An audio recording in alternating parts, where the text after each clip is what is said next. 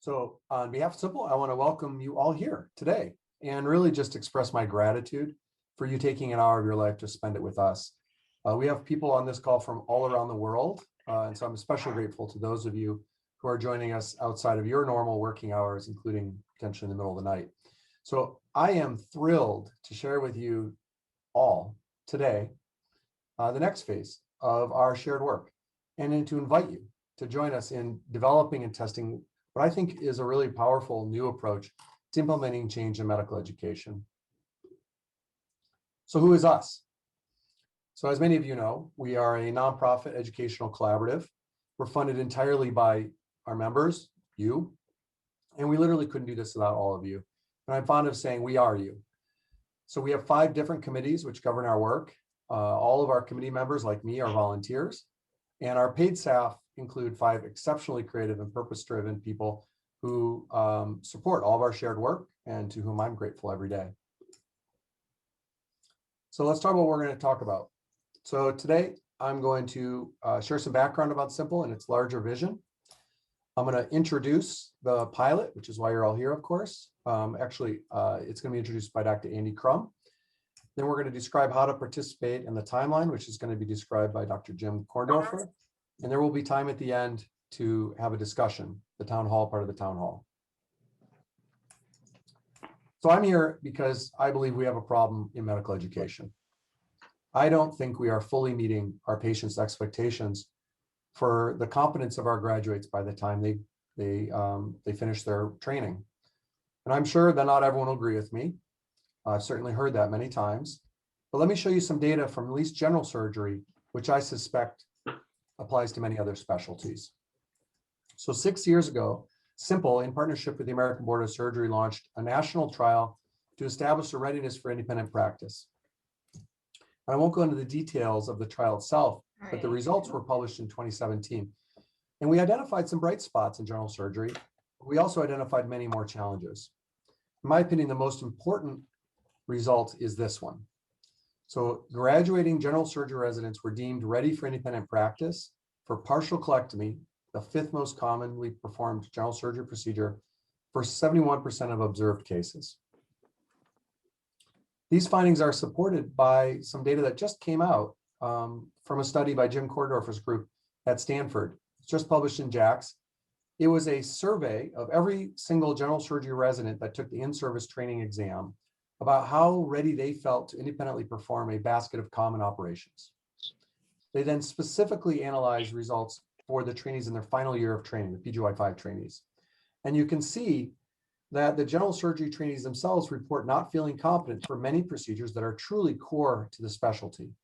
And just 7.7% of senior residents reported self-efficacy in all 10 procedures. So this evidence, it's accumulating. It's, I think, more and more compelling, but I don't think it's really news to anybody in general surgery, at least. And it's probably not news to you. These gaps have persisted because they're hard to address. First, there isn't any real evidence-based way to assess competence, at least there hadn't been. Second, it's a lot of work to develop new teaching interventions, and those interventions are even more difficult to scale. Third, even if those interventions are implemented well, it's been very difficult to establish their impact on learning, and more importantly, on future performance. So we have, as a consortium, over the last 10 years, systematically built the capacity to tackle these challenges in a new way. So, of course, all of you know about the SIMPL app, which is really a platform. It's really a platform for assessment and measurement of performance. But the network of SIMPL itself is a group of institutions who invested in our organization and serve as a collaboratory to develop and test new ideas. And most recently, we've made some major breakthroughs on the analysis side using cutting-edge data science, driven in part by the massive amounts of data we've been able to collect together. And Dr. Andy Crum is going to talk about those in a couple minutes. So these capabilities in isolation are not that impactful. They're not transformational themselves, but in combination, I really do believe they have the potential to drive substantial change. So we are ready now to use those capabilities to improve surgical training. And I think that's exactly what our patients want us to do in order to really meet their expectations. So how we got here. So this is the original vision when SIMPL was founded. It was founded as a quality improvement collaborative. And the vision is a continuously improving medical education system. But we didn't just execute on that immediately. We started in 2011 by developing new rating scales and implementing them within what ultimately became the SIMPL app. And that app was disseminated across a network of training programs that ultimately became the SIMPL network. So we pursued these so-called phase one efforts because we felt that infrastructure could serve as a foundation for future work. With that infrastructure in place, we then wanted to make sure we could use it to understand larger systemic problems in medical education, really to understand what problems we needed to focus on. So those phase two efforts, led by the readiness trial that you saw earlier, and led to many, many other publications, over 40 in total, and several other large trials are underway right now. And I see the PIs for several of them on this call in other specialties, urology, neurosurgery, and others. So in phase two, we learned how to support high impact, large scale, multi-institutional research in this domain. And we're going to continue to do that, no question about it. But with that capacity in place, we finally feel ready to move to phase three. This phase is focused on improvement. That's the word, the most important word in our vision, right? Improvement is really the ultimate goal of SIMPL and has been the ultimate goal of SIMPL from the very beginning. And all of this is really driving towards the goal of a more evidence-based educational practice. And you can see the initial fruits of that vision in the SIMPL app itself. It was developed based on the best available science and really has in turn helped create a more scientific approach to surgical education. And I'm very proud of that. But achieving that more broadly, to achieve a more evidence-based educational practice is going to be a huge challenge. We're 10 years into this grand shared experiment, and it's probably going to take to fully implement the changes that I think we're going to need. But SIMPL was really founded to sustain that kind of long-term effort by continuously driving improvement one step at a time. This pilot really represents the next step in that longer journey. Of course, patience and humility aren't sufficient, and I've become totally convinced, in part by our experience developing the SIMPL app, that broad collaboration is key. It has helped us pool resources and expertise to really co-create the changes that we've sought and continue to seek. So what I'm really saying is literally everything we have collectively accomplished through SIMPL has been driven by all of you. And if we're going to be successful achieving our larger vision, we must continue to work together. So before we move on, and Dr. Crum explains how we're going to actually do this, let me tell you about the team that's going to tackle this phase three pilot. So first, I hope it'll include all of you. As I said earlier, that's really the critical element. But the executive staff of SIMPL, led by I just promoted you, Greg, led by Greg Winnock, future Dr. Greg Winnock, will also be key because they're going to support our collective efforts. There's also a steering committee for this pilot composed of the individuals you see there. And we've all been meeting regularly for the past year preparing for today. That committee is chaired by Dr. Jim Korndorfer, who's a professor, associate professor of surgery and vice chair of education at Stanford, and like me, a former engineer who really loves to think about how to tackle complex problems in a systematic and pragmatic way. And he's actually going to talk a little later. And then Andy Crum, who's an assistant professor of learning health sciences here at the University of Michigan, who was recruited very heavily to this institution as we began to plan this phase three work a year ago. And he was recruited in part because of his deep expertise in applying an improvement approach to education. And so with that, I will turn this over to Dr. Crum, who's going to talk to you about how this pilot is going to run. Andy, take it away. Thank you, Brian. I'm checking here technically. Things are working. Excellent. So again, as Brian mentioned, my name is Andy Crum, and I, along with Jim Korndorfer, will describe in further detail what Brian just introduced. And to summarize, what this pilot is aiming for, as noted before, was procedural competency. And our why, as we think about this pilot, is patient safety, both in the short term for our trainees and then the long term when our trainees are in independent practice. And how we're going to address both this what and why is at the center of the pilot. And we're going to engage in iterative, collaborative goal setting. We're going to iteratively and collaboratively identify change ideas, and we're going to work together to test those ideas out to better understand what works, for whom, and under what conditions. In many ways, our how, or this collaborative, iterative approach, calls for a new model of medical education improvement. Luckily, relevant models exist. From medicine, we're borrowing heavily and have borrowed heavily from quality improvement collaboratives and learning networks, such as Improve Care Now, which is a network for inflammatory bowel disease, and the Michigan Surgical Quality Collaborative, which is improved care pathways for multiple procedures in the state of Michigan, as well as reduced post-operative opioid use.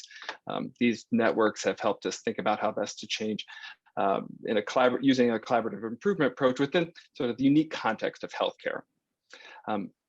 But we have not just borrowed from healthcare examples alone, we've also drawn from examples in education, such as the work from the Carnegie Foundation, from the advancement of teaching and networked improvement communities. And these folks have helped us to think about the unique challenges of measuring and supporting teaching and learning, which are quite different than providing clinical care. So what we've learned from these different models, from examples in the state of Michigan, from national organizations like IHI and the Carnegie Foundation, is turn those ideas into what we're calling sort of SIMPL's phase 3 pilot on competency-based medical education. And that's how we've translated those ideas from those leaders in the field into this process map here below. And it's organized around these activities, organizing around common goal, defining our metrics that we will use to track our progress and identify whether or not we're making improvements, identify existing best practices and existing change ideas that we're going to implement in order to achieve our goals. And there are various committees that we have set up around each one of these activities. And these committees will help to manage and share what is learned as we test various ideas across the network. What makes all of this possible is in many ways the extensive measurement system that is already in place through SIMPL OR, as well as the community of medical educators that is SIMPL. So as I mentioned on the last slide, as we thought about translating what we've learned from leaders in medical and educational improvement, is this idea of organizing around a common goal or common aim. And our aim for this, it's a little bit different than organizing around something like a research question or simply collecting data, for example. Like, a goal helps us to focus on a positive future state and the different activities and changes we will need to make in order to get to that future state. So the aim that we're going to organize this pilot around is based on our understanding of the problem that Brian laid out in the opening slides, namely getting trainees to ready to independently perform key procedures. And as a pilot, we're going to work toward getting 100% of our trainees to meet a practice-ready standard on one specialty-defined procedure per PGY by June 2022. What do I mean by practice readiness? What do we mean by practice readiness? Well, we mean something very specific and ultimately quite intuitive. So using the performance rating scale in SIMPL OR, we're setting our practice ready standard as a probability of 0.95 or higher that a trainee will achieve a rating of practice ready or exceptional performance on his or her next evaluation. So the intuition behind this idea is captured by these figures here on the slide. So if you look at a trainee, for example, who has 6 evaluations for a given procedure, say an appendectomy, if she has a pattern of 5 practice ready and 1 non-practice ready observations, her probability of being practice ready the next time she's evaluated is 0.76. So analysts who have been working with SIMPL data, we generated these probability statements based on our analysis of all attending to trainee evaluations that have ever been logged in order to develop an overall scoring model that gives us both these probability estimates as well as our degree of confidence around these estimates and our degree of confidence around these probabilities. And these scoring approaches have opened up actually really interesting and powerful ways of understanding competency in general, as well as understanding and thinking about communicating the number of evaluations a trainee may need in order to collect and demonstrate competency for a given procedure. So building on the theme of measurement, we will use a system of metrics organized around our key drivers and domains. And we will track the number of trainees, for example, meeting our aforementioned competency standard over time. Also, we will, as we make changes throughout the network, as we both surface the ideas and then begin to implement them, we will track these changes in terms of engagement, trainees' engagement with SIMPL, use of data reports that communicates for the different scores I mentioned on the previous slide, and the frequency and quality of enactment of different teaching and learning practices that are surfaced by you all throughout the network. Now, with our goal and measures in place, we can begin implementing and testing these ideas in relation to training engagement, assessment or report use, and teaching and learning. So a critical idea behind our approach here is that good ideas around each one of these areas abound in our network. Within each one of our institutions, within and across multiple faculty members, and it's our goal to surface them, refine them, and test them with the goal of accomplishing quality implementation of these ideas. So why quality implementation? Well, because it's incredibly challenging, but it's also something that a network like ours is uniquely suited to address. If we take, for example, a bowel simulation, there's evidence that both the specific and these kinds of simulations can work. But many, many challenges exist in taking a good idea that is demonstrated evidence in a journal article or that has local relevance at a specific institution, and pointing toward the larger question of how can we make this work across diverse settings and programs. Things like the specific model, how is it being assessed? How is it connected to specific curriculum? What standards, scheduling? What do faculty need to know in order to be able to use this well? What do trainees need to know in order to use this well? What are the preparation and follow-on activities? How much do they cost? What other opportunity costs are associated with this simulation versus operative OR room time, for example? So all of these are key implementation questions. And this is what's driving our efforts once we have surfaced these ideas in relation to our goals and our measures. And so to figure out what to implement and how we will measure them during this pilot, I'm going to turn it over to Dr. Jim Korndorfer, and he's going to talk specifically about the details and the ways in which we've organized these ideas, going from the problem that Brian laid out in the history of SIMPL to the overarching ideas behind the pilot, and now into some of the details around how we're going to organize the committees and the timeline. So I'm going to turn it over to Dr. Korndorfer.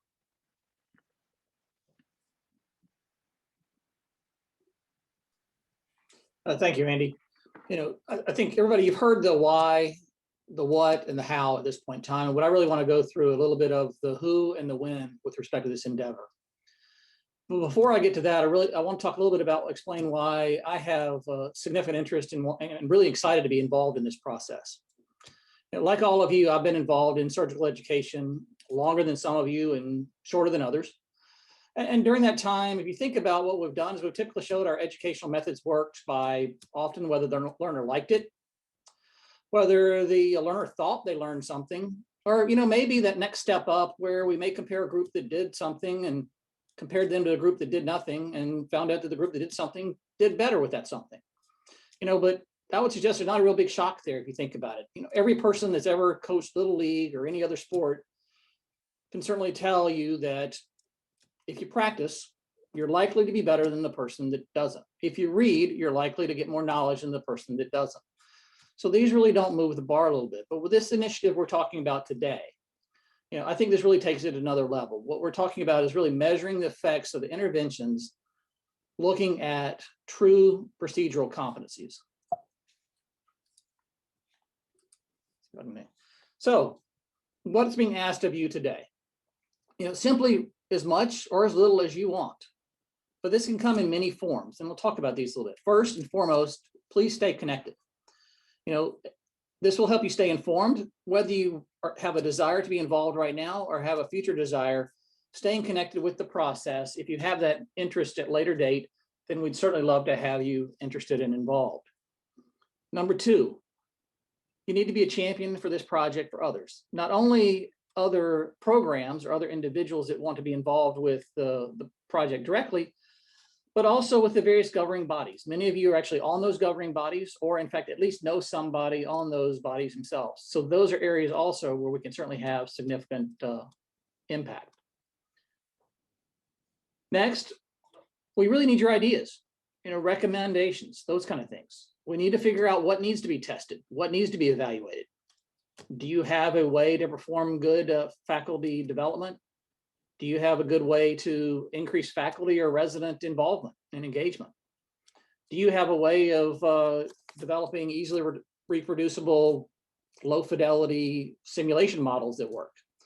If so, let's figure this out together. That's what we're trying to accomplish here. And not only figure it out, but how to scale this so our surgical education and process can improve. Next, we certainly will need to know if these ideas work, and in fact, are they scalable and generalizable? And that's an area where we need everybody involved, or as many as we can, so we can evaluate the effects of that intervention on the residents' abilities, and even the effects of how to implement these changes. Now, for those that want to be more involved, you can help lead this through the committee structure that's being set up. Ooh, sorry, I'm trying to move forward.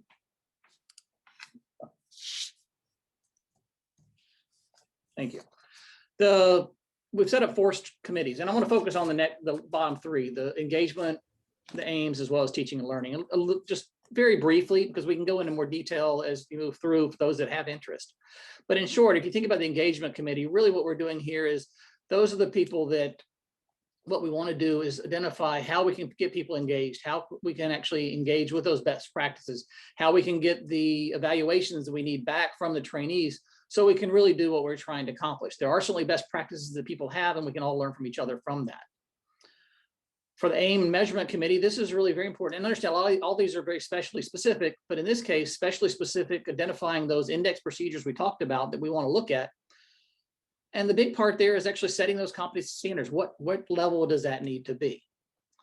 And then finally, the teaching and learning committee, which is that group that will evaluate and develop or utilize already developed educational change ideas that are already out there. Timeline, yes, this is very ambitious, I'll admit, but I think we can do it if we work together. The goal would be certainly over the next 3 to 4 months, start looking at even the simple data, identify where are some of those positive outliers. In other words, who in the group have done a great job with a particular procedure and having individuals procedure specific ready. If that's the case, find out what they're doing that perhaps those that aren't doing, and maybe utilize some of those things. But also identify other aspects of what we can do to improve those processes. Subsequently, the next 6 months, go into further after identifying those standards and select those teaching and learning ideas, refine how we put that into play. And then the following 6 months, really test, look at the changes that have occurred, and reconvene together.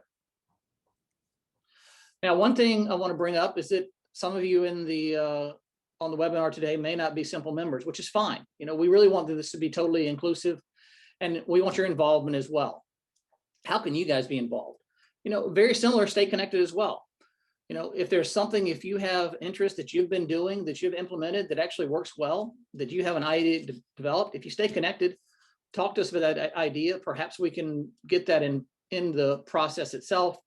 And again, see if that idea, that process that you've seen has worked in your center is in fact generalizable and can really help move the needle forward.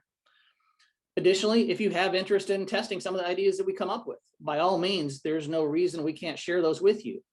I will submit as be one of the challenges, one of the processes you'll need to work out is that you'll need to identify how you can make sure that these changes really do matter. In other words, the changes that we want to see with procedural improvement in your own institution, because you won't be able to compare it to all the rest. But by all means, we're more than happy to be involved and actually share all of those ideas with you. So in conclusion, what are the next steps? These as you see here. Number one, you'll be receiving a survey afterwards. Pass it on to others if you feel free. Again, get others involved. Think about those changes that you have seen that worked for you or that you want to see, and think about those and bring them to us. Stay connected through the Twitter process. And again, we plan on having a follow-up discussion in about 2 months from here. But what I really want to get at is that, I really hope this has piqued your interest. And as such, I do think if we all work together, true, effective, and an advancement in surgical education can be made. I think we can make this change that right now, 3/4 of us think that people be practice ready, or if you talk to themselves, 7% think they're going to be practice ready. we can really change that. We can move that needle. We can move it to that 100%, and that 100% that we need to not only help our patients, and more specifically, because we're likely to be a patient of the people we're training now. With that, I'd like to leave this open and open to any questions that you have.